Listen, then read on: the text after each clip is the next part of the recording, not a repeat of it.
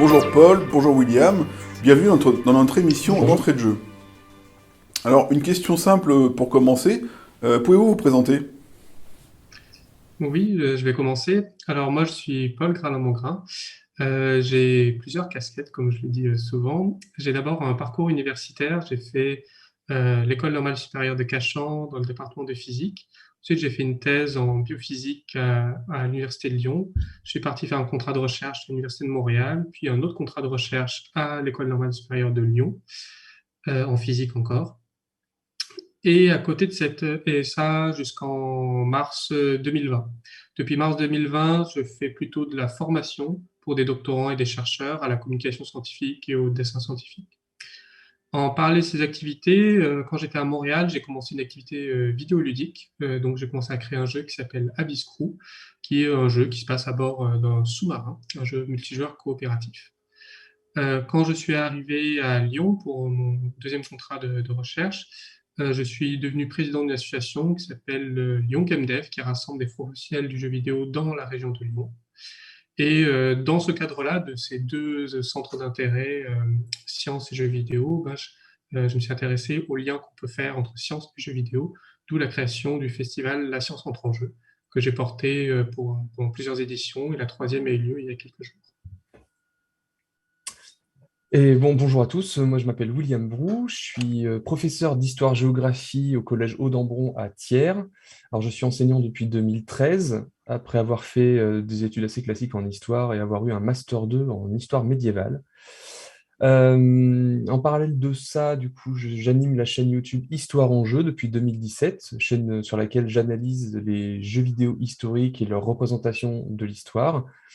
En parallèle, j'appartiens à l'association Les Clionautes, qui regroupe des professionnels, des enseignants, mais aussi des chercheurs et des sympathisants autour de l'histoire.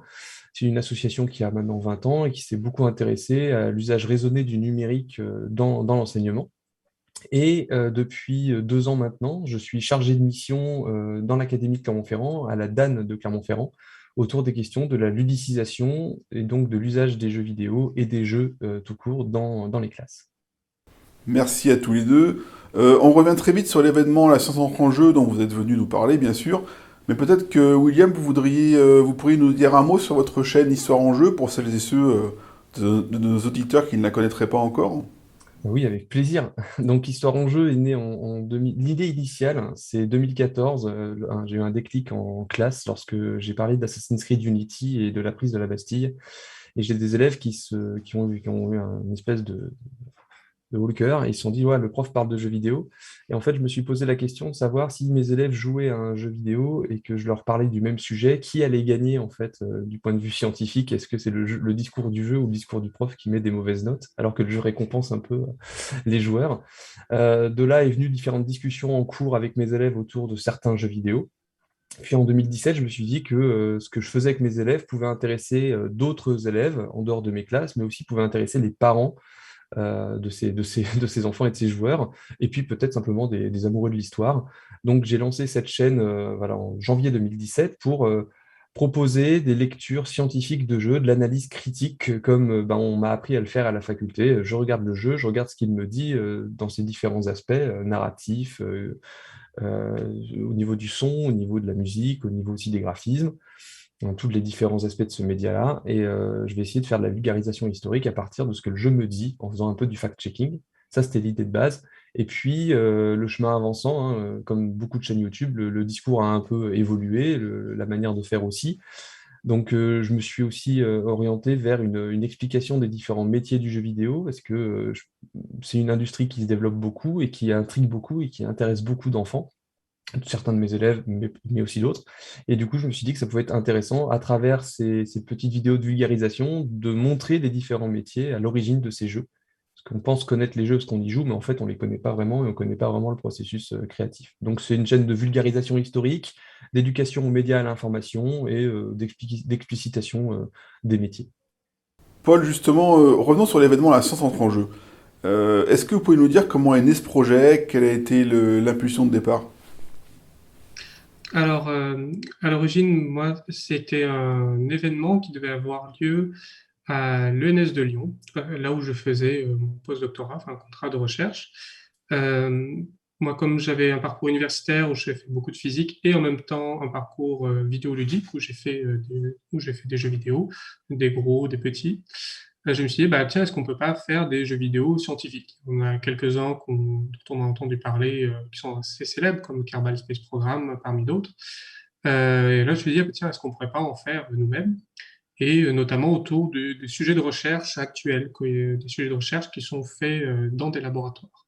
Alors, le projet initial, c'était un projet en présentiel à l'ENS de Lyon. Donc, c'était de rassembler des doctorants et des développeurs de jeux vidéo pour créer des jeux vidéo. Et une fois qu'ils sont créés, faire un petit événement tout public où le public vient pour les jeux vidéo. On les attire en disant venez jouer à des jeux vidéo. Et une fois qu'ils sont sur place, ils ont un contact avec l'équipe qui a créé le jeu vidéo et notamment le doctorant ou la doctorante à l'origine du jeu.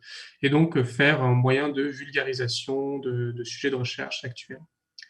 Donc la première édition de cet événement était prévue le 20, 21, 22 mars 2020 à l'ENS de Lyon, sauf que quelques jours avant, la pandémie de Covid a obligé à annuler cet événement. On a repoussé à octobre et en octobre, les conditions sanitaires ne permettaient toujours pas de faire l'événement dans les conditions qu'on le voulait. Donc on a transformé ça en événement en ligne avec en gardant cet aspect, on rassemble des doctorants et des développeurs de jeux vidéo pour créer des jeux vidéo sur la thématique de recherche des doctorants. Et on a fait des conférences autour de ça sur les liens possibles entre sciences et jeux vidéo. Donc la première édition a eu lieu en octobre 2020. Puis ça a très bien marché, il y a eu un certain enthousiasme et j'ai rencontré William d'ailleurs à cette occasion-là qui a fait une conférence sur ce qu'on peut dire les liens entre Battlefield 1 et le jeu vidéo. Ce qu'on peut apprendre sur l'histoire grâce à Battlefield 1. Donc, c'est une très belle conférence qu'on peut encore trouver aujourd'hui sur YouTube.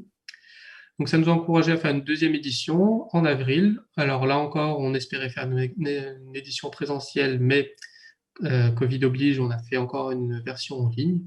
On a étoffé un peu l'aspect conférence et là, on a vraiment exploré les liens entre science et jeux vidéo. Est-ce qu'on peut utiliser les jeux vidéo pour la science, pour l'enseignement, pour la recherche? Voilà. Et puis, comme ça a bien marché, on a fait une troisième édition il y a quelques jours. Et au lieu de parler de toutes les sciences, on s'est focalisé avec William, qui est arrivé comme co-organisateur, on s'est focalisé sur l'histoire et la géographie et l'EMC, donc l'éducation morale et civique. Donc, une édition spéciale sur ces sujets-là. Et vous, William, comment êtes-vous entré dans ce projet, dans cet événement, la science entre en jeu?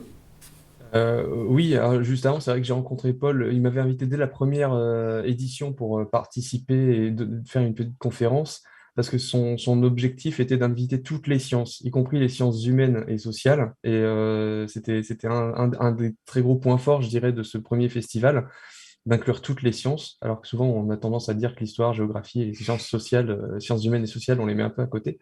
Donc voilà, j'ai été flatté d'avoir été invité pour parler de mon expérience.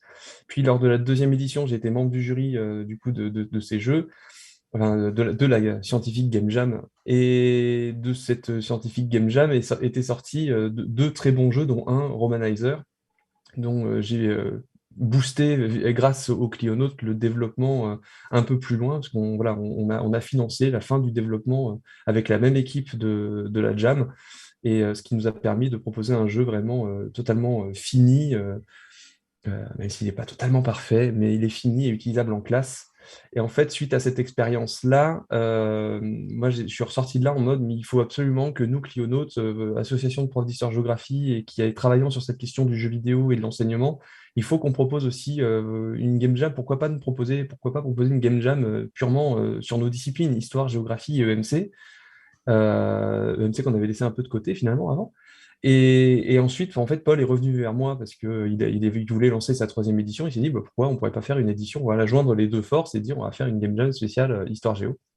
Et du coup, j'ai rajouté l'EMC. Voilà, je tenais à ce que l'EMC soit présente parce que l'EMC, c'est des questions sociétales qui nous travaillent un peu tous, qui sont un peu transversales. que nous, on doit aborder en classe avec nos élèves, quels que soient les niveaux. Et c'était important pour nous de le faire. Et du coup, ça a donné un peu le schéma de cette troisième édition, avec toujours hein, les deux temps forts, la Scientific Game Jam du vendredi soir au dimanche soir. Donc voilà, 48 heures pour fabriquer des jeux autour de ces trois disciplines. Et en fait, quand on dit histoire, géo, EMC, ça ouvre à d'autres choses, hein. Ça ouvre à l'archéologie, ça ouvre aux sciences politiques, ça ouvre à l'économie. Euh, Bah là, du coup, ça a ouvert aussi à l'éducation sexuelle au final. Donc voilà, c'était une volonté d'ouverture, mais centrée quand même sur nos trois disciplines de maîtresse, géopolitique aussi, pour ne pas l'oublier. Et donc cette scientifique game jam suivie ensuite de 2 jours d'entretien, euh, le lundi et le mardi, ce qui était déjà le cas lors des précédentes éditions. Et là, du coup, on a cherché à faire intervenir des créateurs de jeux vidéo historiques et géographiques, mais aussi des jeux sociétaux avec Freya Games notamment. On a cherché aussi à croiser les regards avec des chercheurs en Game Studies, puis on voulait proposer, parce que nous sommes une association d'enseignants, à proposer, mais c'était déjà le cas aussi lors des précédentes éditions, ouvrir une session aux enseignants.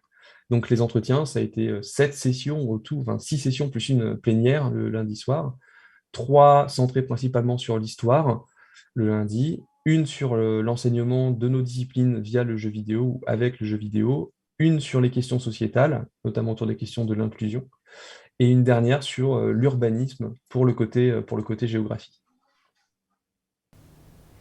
Alors, peut-être qu'il est un peu tôt pour le dire, mais bientôt une quatrième édition, une idée de ce qui va s'y dérouler?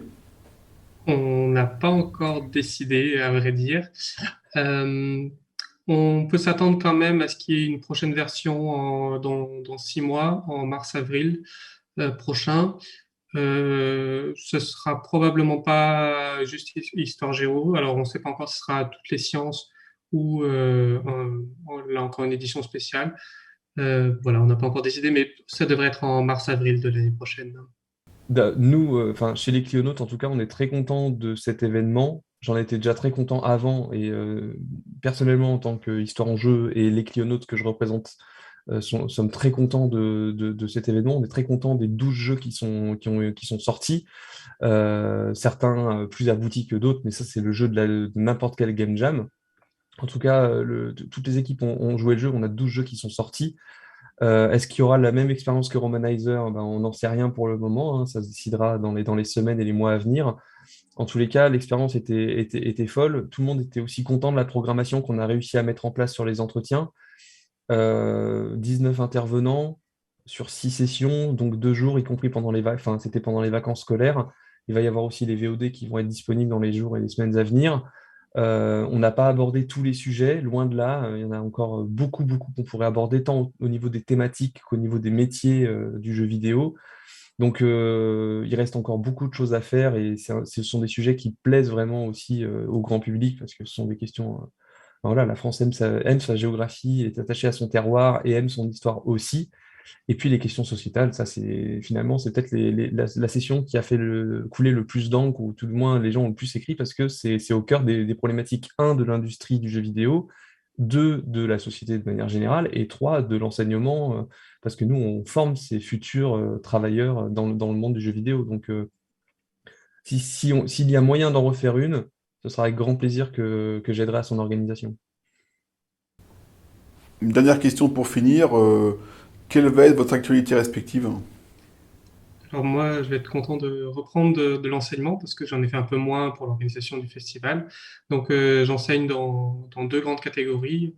La communication pour les doctorants, jeunes chercheurs et chercheurs tout court, notamment au dessin scientifique avec Inkscape. Je donne des formations en ligne. Si ça intéresse des personnes, ils peuvent me contacter. Donc comment réaliser des schémas scientifiques clairs et lisibles. Et puis, d'autres enseignements aussi de maths et de physique pour le jeu vidéo. Donc, je donne ça dans une école de jeux vidéo lyonnaise. Et donc, j'ai plein de projets avec les élèves. Et de mon côté, le mois d'octobre a été très chargé avec les rendez-vous de l'histoire de Blois, auxquels j'ai beaucoup contribué, enfin apporté ma petite pierre avec avec des ateliers ou des conférences lors de ce rendez-vous, plus le festival La Science entre en jeu. Donc première actu, je vais devoir corriger mes copies. C'est pas très drôle, mais il faut le faire, ça fait partie du métier.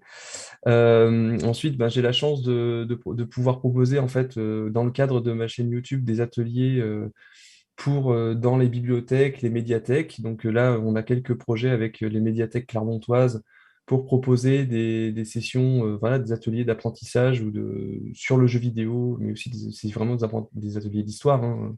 Donc travailler sur la romanisation ou sur la Première Guerre mondiale avec le jeu. Donc ça, c'est le premier gros projet. Et puis j'ai eu la chance d'être sélectionné, ou tout du moins de faire partie de la programmation d'un gros colloque qui va avoir lieu à Clermont fin novembre, autour de la commémoration de la rafle de Riom. Dans ce cadre-là, on m'a proposé de faire une conférence sur mémoire et jeux vidéo. Donc le format n'est pas encore totalement défini, mais il est clair que voilà, il y aura du jeu vidéo et bien sûr des questions historiographiques majeures. Et puis avec mon collègue Ludovic, qui travaille qui travaille dans le Var, on a monté un gros projet autour du jeu Humankind, et avec ses élèves de HGGSP, donc en fait la nouvelle spécialité géopolitique. Donc on va avoir une quinzaine d'élèves qui vont jouer au jeu Humankind et essayer de l'analyser avec une grille de lecture géopolitique qu'ils auront vue en cours.